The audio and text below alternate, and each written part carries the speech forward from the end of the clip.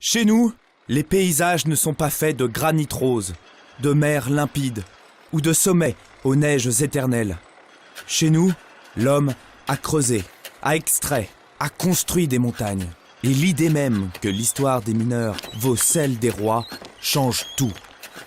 Le patrimoine mondial n'est pas qu'un simple label touristique qui attire 1 milliard de visiteurs par an. Cette notion est aujourd'hui bien plus complexe qu'hier et sans doute bien moins que demain. L'histoire commence avec la Convention de 1972, qui défend l'idée d'une reconnaissance de biens naturels et culturels ayant une valeur universelle exceptionnelle. Dès la fin des années 70 en France, des lieux à la notoriété incontestable comme le château de Versailles ou l'abbaye de Fontenay sont inscrits sur la liste du patrimoine mondial. Pour inscrire leurs biens, les États déposent alors des dossiers de candidature aussi épais qu'une galette du Mont-Saint-Michel. Les inscriptions s'enchaînent, et dans les années 90, 410 lieux sont déjà inscrits dans le monde. Le Comité du patrimoine mondial constate un grand déséquilibre entre les types de biens et les zones géographiques représentées.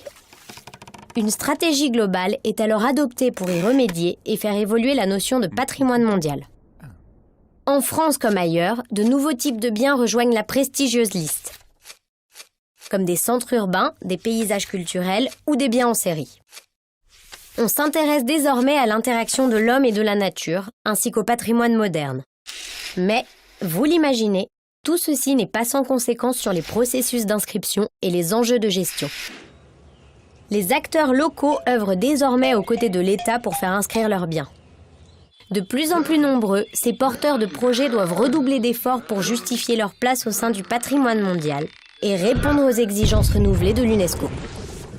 Les dossiers de candidature deviennent de plus en plus imposants et peuvent mettre jusqu'à 10 ans pour se monter. Et encore, la proposition d'inscription n'est que le premier pas d'un très long voyage. Les menaces qui pèsent sur les nouveaux biens sont de plus en plus nombreuses et complexes à contenir. Alors forcément, certains aspirants au patrimoine mondial peuvent se sentir déboussolés devant l'ampleur de la tâche. C'est pour toutes ces raisons que des initiatives comme l'Association des biens français du patrimoine mondial voient le jour.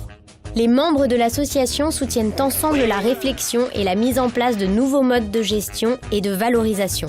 Ils expérimentent de nouvelles façons de travailler et de vivre ensemble au niveau local, national et international. Il est de notre devoir de tout mettre en œuvre pour que ces biens, qui appartiennent à l'humanité tout entière, soient préservés des multiples menaces qui pèsent sur eux. En les protégeant, c'est notre avenir que nous protégeons. En défendant les valeurs qu'ils portent, c'est la paix que nous défendons.